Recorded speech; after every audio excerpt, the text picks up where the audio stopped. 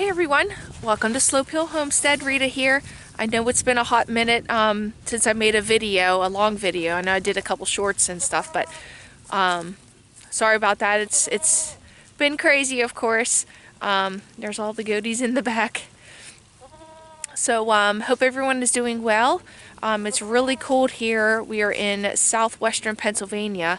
Today we were just prepping, getting some stuff ready. We are supposed to get, well, anywhere from 7 to 16 inches to 18 to 24. So it's still up in here how much snow we are getting, but we are definitely getting some starting at like 1 a.m. So we're just out here getting the goats set up, you know, with the snow and everything and all that stuff. But yeah, so far everything's going really great. We've been here for almost a year, and things have come pretty far. Learned from a lot of mistakes already. So yeah, so I'm going to show you some new things that happen here. You might have seen the other thing that we did, but I'm not sure, but I'll show it again anyway, and we'll go from there. So some of the things that we had to do was I had a solar electric fence for the goats. As you can see, goes the whole way around. Well, that unfortunately failed because just not enough sunlight. So I did have to go and hook this up to the house. So I have electric fence in here now. So that's going. Oh gosh, now I can't get it back on. Okay, I think we're good now. And I don't know if you guys seen this, but we built another little goat shed. We are going to be fencing in a whole bunch of pasture for the goats. So this will be a secondary shelter for them. Of course, all free material, so not too shabby. So there's that. And I'm super excited about getting this to store my hay in, and just, you know, a couple of our personal items are in there too. But I really wanted a place to store the hay until we can get a barn built in the future here. So I learned the hard way on that as well, because we had a lot of wind. It was like 50-mile-per-hour winds. It was really horrible. And I bought this heavy-duty, they say, tarp shed off of Amazon here. I mean, I do like it. Don't get me wrong. It is nice. But we had a stake down and everything, as you guys can see. There's ropes. We had, you know, just some pipe and stuff like that to kind of help hold it down and stuff. But anyway, with the strong winds and everything, had all my hay in here, and it was some ridiculous hour at night that we heard it. You know, the wind blew, and then this flew up, and it was pouring rain, and I just spent over $200 on hay, and it was getting soaking wet. So I pretty much had enough with the tarp sheds. Not that they're awful, they don't withstand the wind. So if there's something that you want to put in there that you really care about, I wouldn't do it. Good for, you know, rinky-dink stuff you want to put in there, but I wouldn't put your hay, anything like that in there.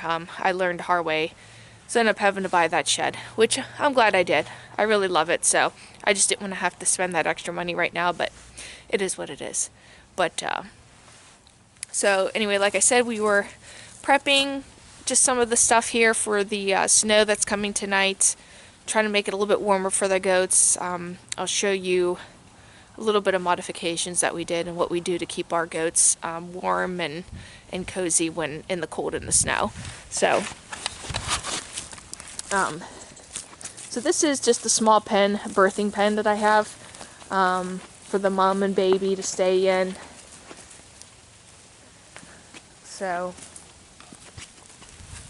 all that we did. So what happened was we had like -10 wind chill at night, and I locked Mom and Baby in here, and Mom goat, Caroline is her name, Sweet Caroline to be exact. She's a very skittish goat. Well, I shut the door to lock them in so it'd be nice and warm.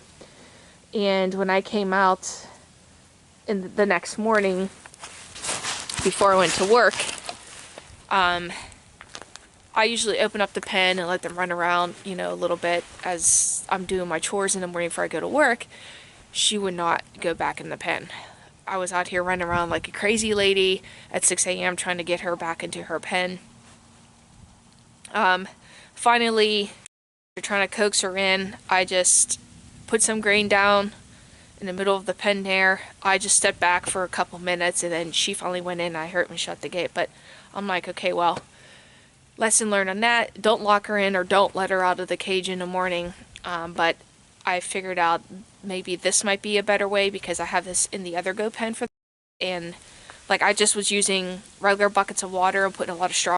It didn't freeze, so it's keep air out, but it seemed to be working pretty good in the other one. So we did do this. Just put a board up across there to kind of keep, sorry about that, trying to keep the cold out, so it seems to be working okay. Now it does suck trying to stoop down to get in here, but yeah, it's pretty cozy in here. Lots and lots of straw I have down, guys, lots and lots. These feeders were not this close to the straw, so that just goes to show you how much I have down. But yeah, and all I do is just put the buckets here into the straw and put it around, and we're good to go. I do use coolers, and what I do is I put hot water in them, and let me get back out here. I do put, I get regular just igloo coolers. You can buy them at Walmart cheap. And I put hot water in them, and then bring them out, and I put straw around it, and literally, guys, like, it's been really cold here, and it doesn't freeze, at least for like a couple days. But I keep adding, you know, hot water to it, and eventually, probably about day 3 or whatever, it does start to freeze. But I mean, a couple days you get out of that, you can't beat that. Without using, you know, the heated buckets and running electric, because right now I don't have any electric down here. And I really don't want to be running extension cords down to here to keep the heated buckets going. It's just too dangerous, especially if I'm gone at work all day. That's just too dangerous. I don't want to risk that. So yeah, these coolers, give it a try, guys. It works out pretty darn well.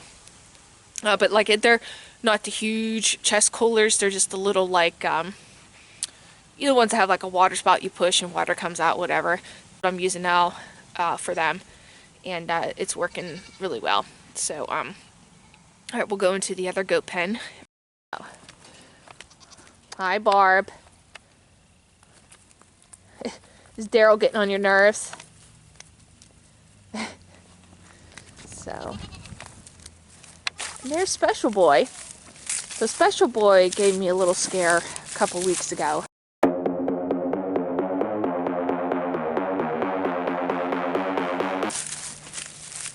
I noticed some coughing and running nose and stuff like that, and then it was like 2 days later I came out before work and he did not look well at all. Runny nose and just looked kind of just miserable in the face. There's the tongue. But, and I called the vet and she gave me some meds and stuff, but told me not to give him unless he gets really worse, but it was like the start of goat pneumonia, so that is very concerning. You definitely don't want that. So, and there's Elvira. Hi, Elvira. Hi, sweetheart. She's such a sweet goat. She really is. She really is. Daryl. But same thing here, guys. Just put a board up here for now. Easy to remove, whatever. And it's really keeping the cold air out of here. So that's a plus. But, yeah, it's a little... Hi, Elvira. But here. We got the buckets of water here. And I mean, look at this. I mean, it is literally 8 degrees outside. And there's water in both of these. Did not freeze. Hi, honey. Hi. What are you doing, Elvira? I hear someone's using a brush out there. Huh. Nice and warm in here. So, yeah. So not too bad. Yeah. It's okay, honey. You're so sweet. You are. So they love these brushes. I got them off of Amazon. There's one here and there's one right out back too. So, in Manhattan. But yeah, guys, other than that, oh yeah, and we did block this with some wood off, just because of how cold it is and the drafts and everything, because I thought maybe there was too much draft in the front and the back because it was open, you know what I mean? So we did close this off. Probably in the summer, I'll probably leave this up, and I'll take the, what you doing with that tongue? You crazy? You crazy? But, I'll take the boards off the front, that way it will, you know, have airflow and everything, so. You get on everybody's nerves, Daryl? Manhattan's like, stay away from me, man. And I love you too, special boy. Elvira, it's not time to eat yet, honey. Almost. Almost. But yeah. So anyway, guys. Thanks again for watching. Oh, this is like super close. Still super close. There we go. Thanks again for watching. Yet again, I'm sorry that we haven't made many videos. It's just hard. You work full time and trying to run the homestead to say, hey, I'm going to set up this camera and watch what I do. And what time I do have, I'm just trying to get what I need done. But I'm hoping this spring to slow down a little bit and just try to get more videos for you guys rolling of everything we're doing here. Like we did the garden, a little tiny garden, but it was so nice and it did very well. So we're going to do a bigger garden this year. Getting chickens in the spring, I'm super excited. And like I said, we're fencing off more pasture. So that's super exciting. I can't wait for that. That's going to be so nice for the goats. But okay, guys. Well, thank you so much for watching. I hope you're staying safe wherever you're at and stay warm and be careful out in the snow. I wish you guys all the best. Thanks again for watching. Bye.